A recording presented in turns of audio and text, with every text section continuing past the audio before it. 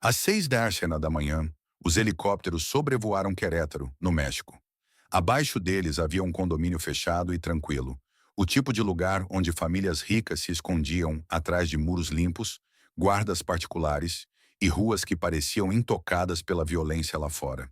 Dentro de uma daquelas casas estava um homem que os Estados Unidos caçavam há anos. Ele não era um chefe de cartel mexicano. Ele não nasceu em uma família do crime internacional.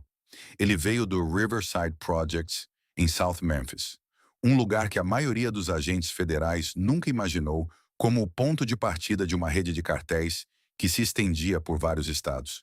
Seu nome era Craig Pettis, e por 6 anos, de acordo com promotores federais, ele comandou um império das drogas em 8 estados a partir de outro país, enquanto a cidade que ele deixou para trás ainda respondia à sua sombra. Mas todo império construído sobre o medo tem uma fraqueza. Eventualmente, alguém abre a porta. Antes da proteção do cartel, antes da caçada federal, antes das 9 penas de prisão perpétua, havia um garoto crescendo em South Memphis. O Riverside Projects não era o tipo de lugar que dava muitas ilusões às crianças. Ele as ensinava cedo que a segurança era temporária, que dinheiro era poder e que a sobrevivência muitas vezes chegava antes que a infância tivesse a chance de terminar. Naquele ambiente, Craig Pettis aprendeu a observar as pessoas, a ficar calado e a entender as regras invisíveis que governavam as ruas ao seu redor. Ele nasceu em 1976, em uma cidade que já carregava gerações de pobreza, música, luta e violência no mesmo fôlego. Sua mãe, Everjan, trabalhava como mãe adotiva, tentando manter unida uma casa em um bairro onde as oportunidades eram escassas e a pressão estava por toda parte. Seu pai esteve em grande parte ausente da história, mais uma figura desaparecida em um lugar onde muitos meninos tinham que aprender a ser homens nas ruas, em vez de em casa. No quarteirão, eles o chamavam de Lil C. O nome soava pequeno, quase inofensivo, mas o garoto por trás dele já estava prestando atenção. No início da adolescência, Pérez foi atraído para o tráfico de drogas, primeiro nos níveis mais baixos, movimentando pequenas quantidades em uma cidade onde o crack já havia remodelado bairros inteiros. Aos 15 anos, ele foi preso pela primeira vez. Para alguns adolescentes, isso poderia ter sido um aviso. Para Pérez, tornou-se uma educação. As ruas lhe ensinaram algo diferente da escola. Elas lhe ensinaram que as pessoas que duravam não eram sempre as mais barulhentas, as mais fortes ou as mais chamativas. Eram aquelas que entendiam o tempo certo. Elas sabiam quando se mover, quando desaparecer e quando deixar que outras pessoas as subestimassem. Isso se tornaria uma de suas características mais perigosas. Porque Craig Pettis não começou como o maior nome de Memphis. Ele não começou com dinheiro de cartel, proteção internacional ou um exército de homens leais. Ele começou como uma figura pequena em uma cidade que as grandes agências de aplicação da lei mal observavam. E, nessa invisibilidade, ele viu uma possibilidade. Mas o mesmo ambiente que lhe ensinou disciplina também lhe ensinou a lição errada sobre o poder. Ensinou-lhe que o respeito podia ser forçado, que o medo podia ser útil, que o dinheiro podia cobrir quase qualquer ferida. E em pouco tempo, o garoto de Riverside enfrentaria a decisão que transformou um traficante de rua em algo muito maior, muito mais frio e muito mais difícil de parar. Para entender como Craig Pettis chegou tão longe, é preciso entender a própria cidade de Memphis. No imaginário nacional, os grandes corredores de drogas ficavam em outros lugares. Miami tinha a reputação da cocaína. Los Angeles tinha as gangues, os portos e a proximidade com a fronteira. Nova York tinha a densidade, o dinheiro e as manchetes. Houston e Atlanta eram observadas mais de perto como centros do sul. Memphis, em comparação, podia parecer uma cidade secundária, um lugar com história, música, pobreza e violência, mas não o centro óbvio de um mapa nacional de tráfico. Essa percepção tornou-se parte do problema. Memphis fica em uma posição que é fácil de subestimar até você olhar para as estradas. De lá, o produto podia se mover em direção a Nashville, Atlanta, St. Louis, Little Rock, Birmingham, Mississippi, Texas e as Carolinas. Estava perto o suficiente dos grandes mercados para ser importante, mas nem sempre era famosa o suficiente para atrair a mesma atenção que as cidades que a polícia já esperava que dominassem o tráfico de drogas. Para um homem como Pérez, isso não era uma fraqueza. Era uma brecha. Ele não precisava que Memphis parecesse poderosa de fora. Ele precisava que ela funcionasse. E funcionou.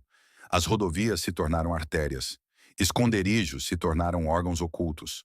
Motoristas, tenentes, manipuladores de dinheiro e distribuidores se tornaram as peças de trabalho de uma máquina que podia se mover silenciosamente pelas fronteiras estaduais, enquanto a maioria das pessoas ainda pensava em Memphis como um problema local. Foi isso que tornou a operação tão perigosa. Ela não foi construída apenas com base na violência. A violência fazia parte, mas a violência por si só não cria alcance. Pettis entendia de estrutura. Ele entendia que quanto menos atenção atraísse, mais tempo poderia operar. Enquanto outros homens queriam ser vistos, ele se beneficiava de passar despercebido.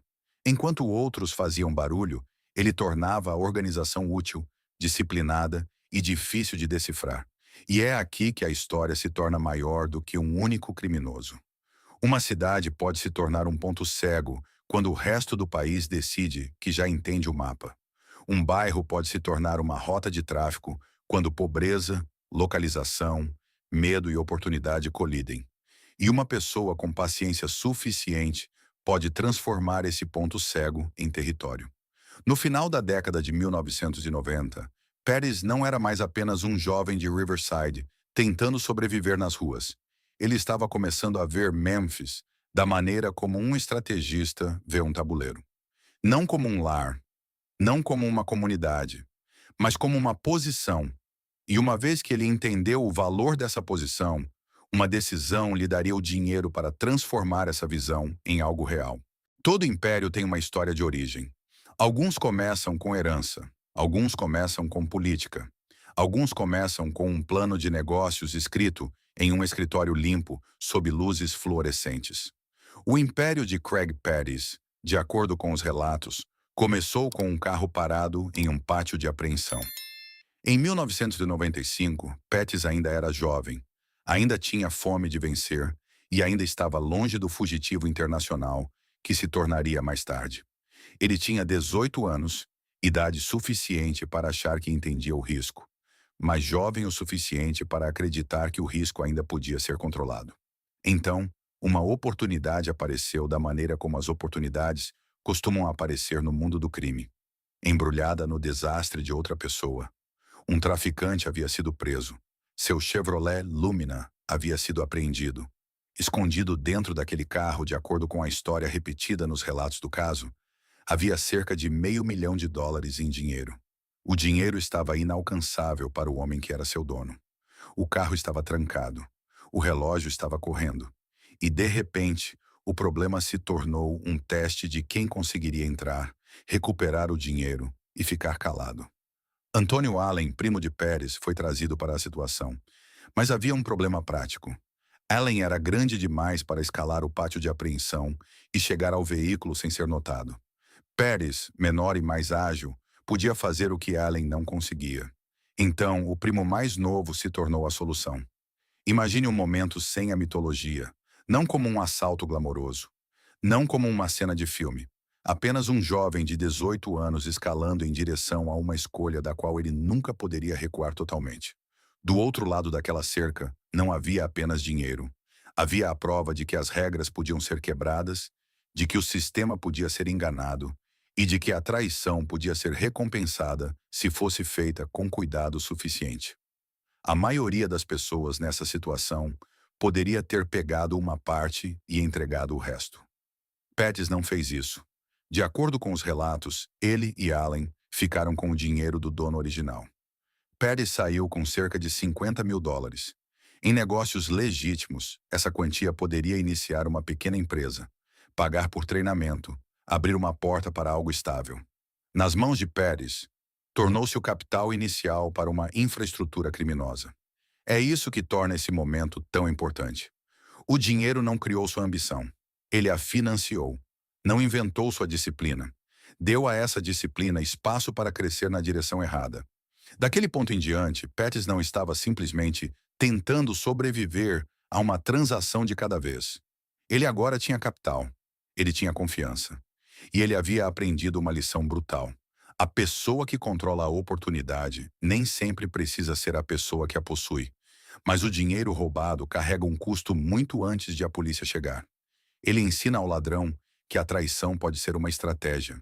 Ele ensina a todos ao seu redor que a lealdade é negociável.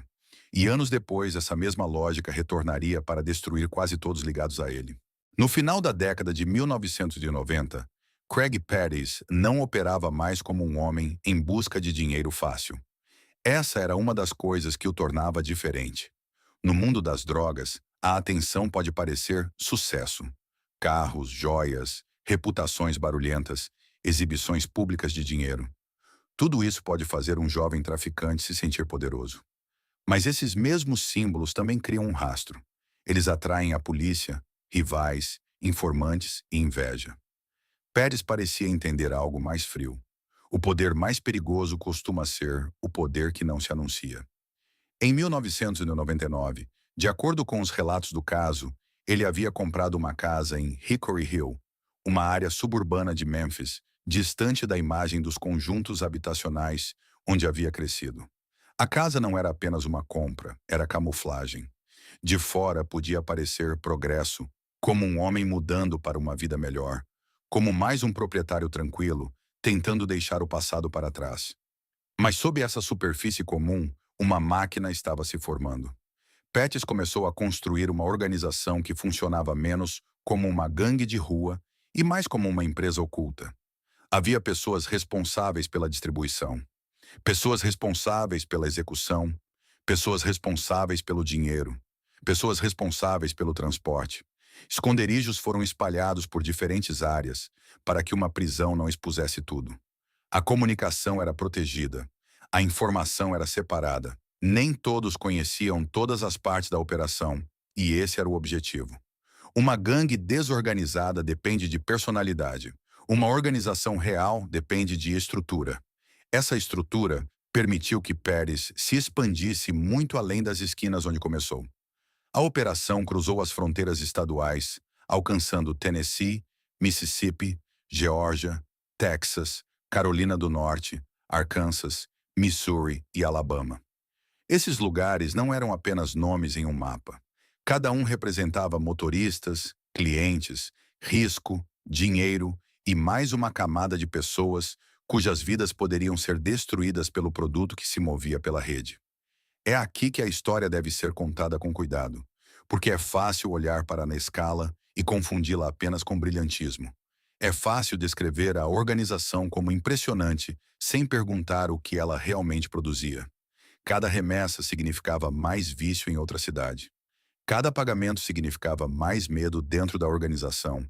Cada casa escondida significava outro bairro atraído sem saber para a órbita de uma rede criminosa. Pettis não estava construindo um negócio. Ele estava construindo um sistema que convertia a fraqueza humana em dinheiro. E quanto mais eficiente esse sistema se tornava, mais perigoso ele se tornava para todos ao seu redor.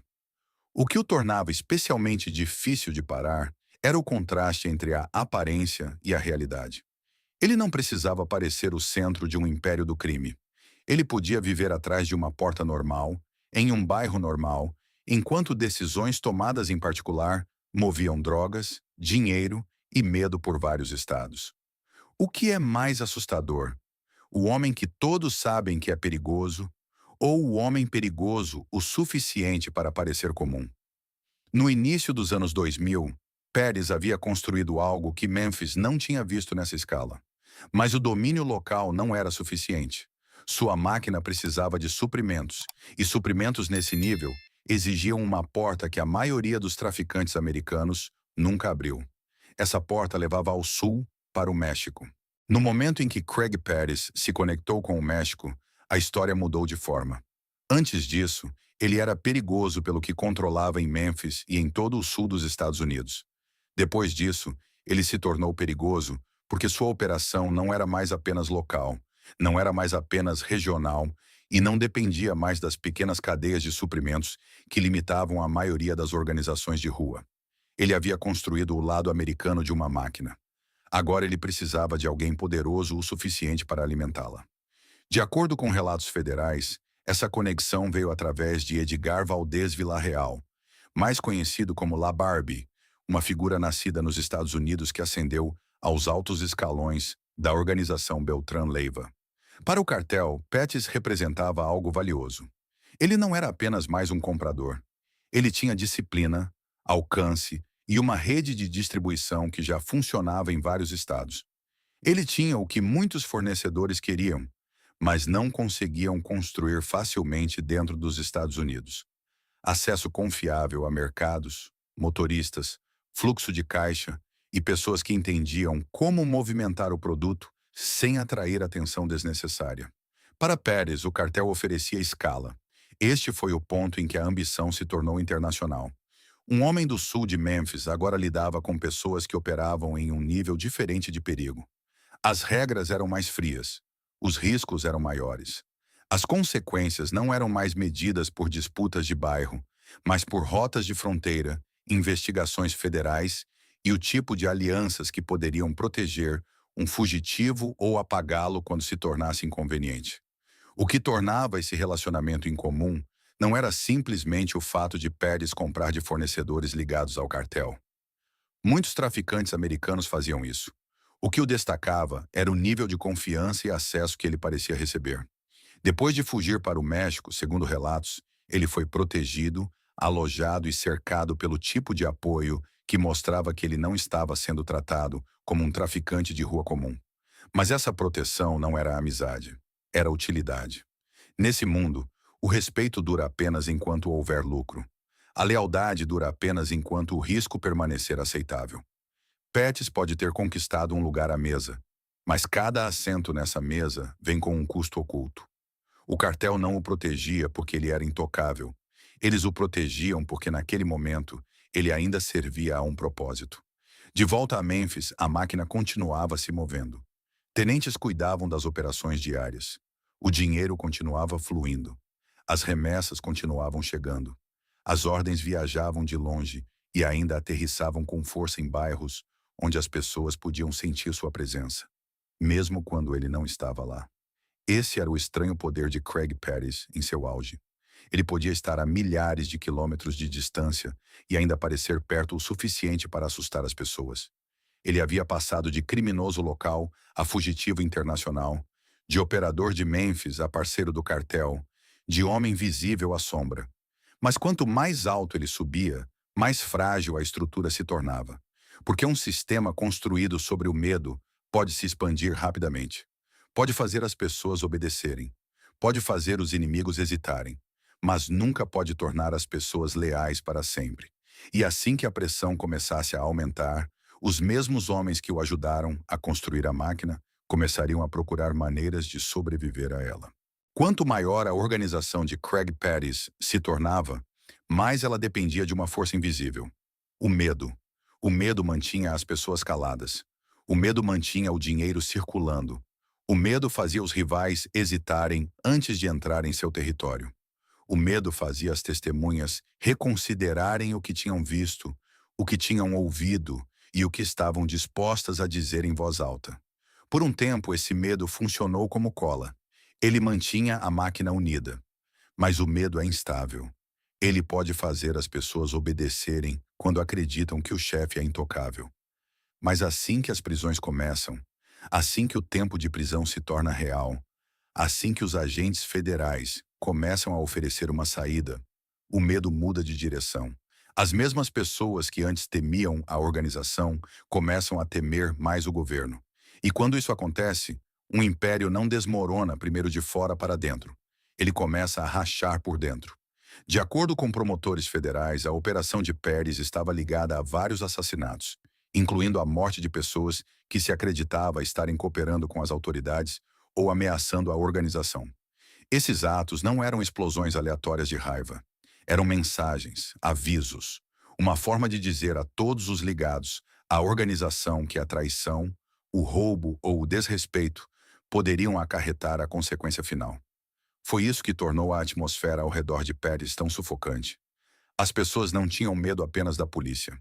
Elas tinham medo de dizer a coisa errada para uma pessoa errada, medo de serem suspeitas, medo de se tornarem úteis para os promotores e, portanto, perigosas para a organização. Em um mundo assim, até a lealdade se torna suspeita. O silêncio nunca é suficiente, porque o silêncio pode ser interpretado. Uma chamada perdida pode parecer cooperação. Um pagamento atrasado pode parecer traição. Uma conversa privada pode parecer evidência. O assassinato de Antônio Allen carregava um peso simbólico mais profundo. Allen não era apenas mais um nome na órbita do caso. Ele era primo de Pérez, uma pessoa ligada à decisão inicial que ajudou a financiar a ascensão. Mas quando Allen se tornou uma testemunha colaboradora, segundo relatos, os laços familiares não o protegeram mais. Aquele momento mostrou a verdadeira lógica da organização. O sangue importava até interferir na sobrevivência. Quando isso aconteceu, o sangue se tornou apenas mais um risco. E é aqui que qualquer ilusão de poder começa a apodrecer. Um homem pode controlar um território. Ele pode controlar o dinheiro. Ele pode controlar remessas, telefones, casas e tenentes. Mas ele não pode controlar o que acontece dentro de outra pessoa quando essa pessoa está enfrentando décadas de prisão. Cada prisão criava pressão. Cada indiciamento criava vantagem. Cada associado assustado se tornava uma possível testemunha. A mesma hierarquia que antes tornava a organização eficiente, agora dava aos investigadores um mapa. Motoristas podiam explicar rotas. Manipuladores de dinheiro podiam explicar o fluxo de caixa. Tenentes podiam explicar a estrutura. Ex-membros podiam transformar a máquina oculta em uma história de tribunal. Esse é o paradoxo de um império criminoso. Quanto mais forte a estrutura, mais pessoas existem que entendem como ela funciona. E assim que começam a falar, a estrutura se torna evidência. Para Memphis, os danos foram muito além dos homens dentro da organização. As famílias das vítimas ficaram com uma dor que nenhuma sentença poderia reparar totalmente. Os bairros aprenderam a baixar a voz. Os negócios mudaram. As ruas carregavam memórias que não apareciam nos relatórios oficiais. O medo que Pettis usava como ferramenta de gestão não desaparecia quando alguém morria ou ia para a prisão. Ele ficava nas pessoas que tinham que continuar vivendo, onde a violência havia acontecido. É por isso que esta parte da história não pode ser contada como lenda. Não há nada de lendário em uma mãe enterrando seu filho. Nada de impressionante em crianças crescendo em torno de nomes que têm medo de repetir. Nada de brilhante em um sistema que transforma lealdade em paranoia e paranoia em morte. Craig Pettis construiu uma organização que cruzou estados e fronteiras. Mas dentro dessa organização, a fundação já estava enfraquecendo. Cada ato de violência criava outra testemunha. Cada testemunha criava outro caso. Cada caso aproximava o governo do homem que acreditava que a distância poderia protegê-lo. E quando Pettis estava vivendo sob proteção no México, o império que ele achava que ainda controlava já estava começando a testemunhar contra ele. Quando Craig Pettis fugiu para o México, pode ter parecido uma fuga, mas fuga e segurança não são a mesma coisa. Quando ele cruzou a fronteira para fora dos Estados Unidos, os investigadores federais já estavam se aproximando. O indiciamento havia mudado tudo. Pettis não era mais apenas uma figura poderosa em Memphis. Ele era um fugitivo procurado, ligado, segundo os promotores, a uma enorme rede de tráfico, lavagem de dinheiro e múltiplos atos de violência. Ficar nos Estados Unidos significava que a prisão era apenas uma questão de tempo. Então ele foi para o sul. Não para desaparecer na pobreza. Não para se esconder em uma cidade esquecida sob um nome falso. Pérez foi para o mundo, que havia ajudado a abastecer sua organização. Ele foi para o México, onde a proteção do cartel poderia transformar um fugitivo em um hóspede vigiado. Em Querétaro, de acordo com os relatos do caso, ele vivia em um loteamento confortável, longe das ruas que haviam construído seu nome. Havia ruas limpas, casas particulares, segurança e distância. Para os vizinhos, ele poderia parecer apenas mais um americano rico vivendo tranquilamente. Para os investigadores, ele era um fantasma. Para Memphis, ele ainda estava presente. Essa era a estranha contradição. Ele havia partido, mas não desaparecido. As ordens ainda podiam viajar. O dinheiro ainda podia se mover. As pessoas em sua terra natal ainda podiam sentir o peso de seu nome. O próprio homem estava a centenas, até milhares de quilômetros de distância, mas o medo ligado a ele permanecia próximo. Antigamente, um chefe precisava ser visto para ser obedecido. Pettis provou algo mais moderno e mais perturbador. Se a estrutura for forte o suficiente, o medo pode viajar sem um corpo. Mas a distância também cria cegueira. Do México, Pettis podia enviar instruções, receber atualizações e confiar em pessoas de confiança para gerenciar a operação diária. O que ele não podia controlar totalmente era a pressão. Ele não podia sentar nas salas de interrogatório, onde acordos estavam sendo oferecidos a seus associados. Ele não podia impedir todas as escutas telefônicas.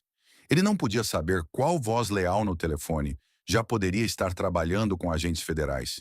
Ele não podia ver quantas pessoas haviam começado a medir sua lealdade contra a possibilidade de passar o resto de suas vidas na prisão. Foi aí que o império começou a falhar. As agências federais não estavam apenas perseguindo Pérez. Elas estavam desmantelando o mundo ao seu redor. Prisão por prisão, testemunha por testemunha, documento por documento, a estrutura oculta tornou-se visível.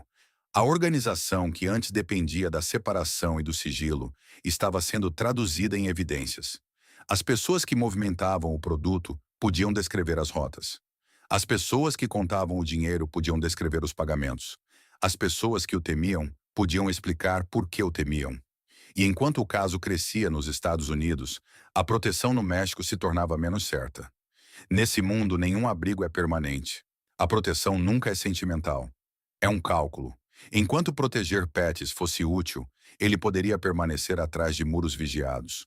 Mas assim que o custo se tornou muito alto, assim que a pressão americana aumentou, assim que as autoridades mexicanas tiveram motivos para agir, os muros ao seu redor deixaram de significar o que ele achava que significavam. Em 10 de janeiro de 2008, a ilusão acabou. Era de manhã cedo quando as forças militares mexicanas cercaram a casa. Não o tipo de autoridade local que poderia ser atrasada, subornada ou afastada com avisos. Esta foi uma operação limpa, rápida e direta.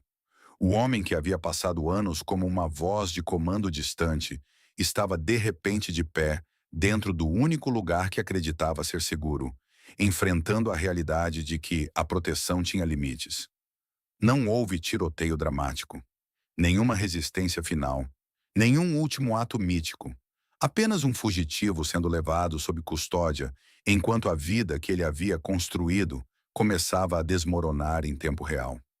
Essa quietude é importante, porque homens como Craig Pettis frequentemente constroem reputações em torno do medo, do controle e da inevitabilidade. Eles fazem as outras pessoas acreditarem que estão fora de alcance. Eles fazem a distância parecer poder. Eles fazem a proteção parecer lealdade. Mas no final, a prisão despojou a ilusão. Ele não era um fantasma. Ele não era intocável. Ele era um homem em uma casa, cercado por soldados, sem ter para onde ir. Logo depois, ele foi devolvido aos Estados Unidos. E o que o esperava lá não era o império que ele havia deixado para trás. Era um tribunal. Eram testemunhas. Eram evidências federais. Era a longa e fria engrenagem de um sistema de justiça que vinha construindo seu fim enquanto ele acreditava que ainda estava dirigindo a história. Quando Craig Pettis foi trazido de volta aos Estados Unidos, a história não pertencia mais às ruas. Ela pertencia ao sistema judicial federal. Durante anos, seu nome circulou por Memphis como um aviso. No México, ele havia sido protegido pela distância, pelo dinheiro e pela utilidade. Mas dentro de um tribunal, as coisas que antes o tornavam poderoso começaram a trabalhar contra ele. A organização tinha estrutura. A estrutura criou testemunhas. As testemunhas criaram depoimentos. Os depoimentos deram aos promotores a forma do império que ele havia tentado manter oculto. A essa altura, o governo não queria apenas provar que Pérez havia movimentado drogas. Eles queriam provar que ele havia construído uma organização criminosa responsável por destruição através de fronteiras estaduais, através de famílias e através dos anos. O indiciamento foi massivo. Tráfico de drogas, lavagem de dinheiro, violência, alegações relacionadas a assassinatos. O tipo de caso que não segue simplesmente uma transação ou uma prisão, mas um sistema inteiro. Os investigadores passaram anos transformando sussurros das ruas em evidências, prisões em vantagens e ex-membros em testemunhas. Quando Pettis enfrentou o tribunal, o império que ele controlava havia se tornado o mapa que os promotores usaram para enterrá-lo. Em 2009, Pettis se declarou culpado de várias acusações federais.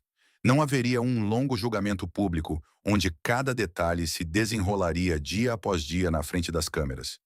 Nenhuma performance final, nenhuma chance de recuperar a narrativa do governo. A confissão reconheceu o que a investigação havia construído. Que o homem antes visto como inalcançável estava agora dentro de um processo legal quase sem saída. Mas mesmo assim, as consequências foram além dele. O caso atraiu tenentes, associados, motoristas, manipuladores de dinheiro e executores. Mais de 40 pessoas ligadas à organização foram condenadas. Algumas receberam décadas. Algumas receberam prisão perpétua. A rede que antes se estendia por 8 estados foi dividida em nomes, números de processos e penas de prisão. Essa é a forma final de todo o império criminoso. Não o poder, a papelada, não a lealdade, o depoimento, não o respeito, a sentença. Em 22 de agosto de 2013, Craig Pettis foi condenado a 9 penas de prisão perpétua em uma prisão federal. 9. O número quase soa irreal até você entender o que ele significa. Significa que o tribunal não estava deixando espaço para um segundo ato. Significa que não há arco de redenção fora dos muros. Nenhuma aposentadoria, nenhuma vida tranquila comprada com dinheiro oculto, nenhum retorno final a Memphis como um velho carregando histórias de outra era. A prisão perpétua não é apenas uma sentença. É o tempo transformado em punição. Dia após dia, ano após ano, o império encolhe até se tornar uma cela, um horário, uma porta trancada e o conhecimento de que o mundo lá fora continuou sem você. E para as famílias das vítimas, mesmo isso nunca poderia equilibrar totalmente a balança.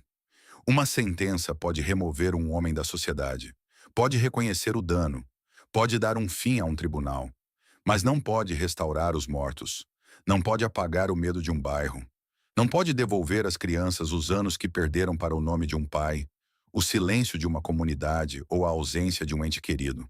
É por isso que o final não deve parecer triunfante. Deve parecer pesado. Porque quando um império termina com corpos, penas de prisão, famílias desfeitas e uma cidade ainda carregando a memória, a questão não é quão poderoso ele já foi. A questão é quantas vidas tiveram que ser danificadas antes que todos finalmente entendessem que nunca valeu a pena construí-lo. Craig Pettis não desapareceu porque as pessoas esqueceram seu nome.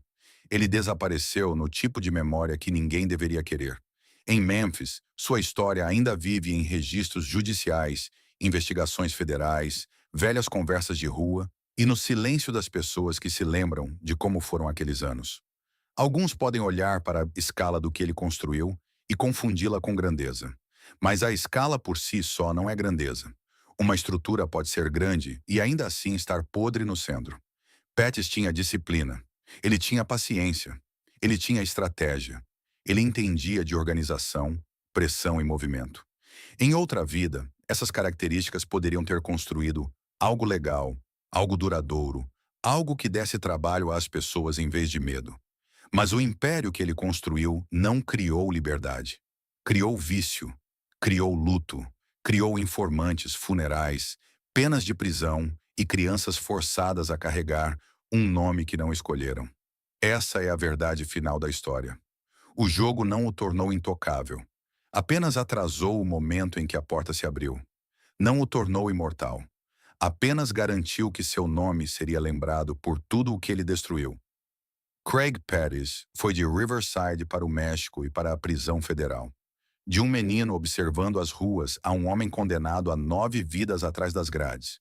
E no final, o império não foi a prova de que ele venceu. Foi a prova de quanto se perdeu antes que ele finalmente caísse.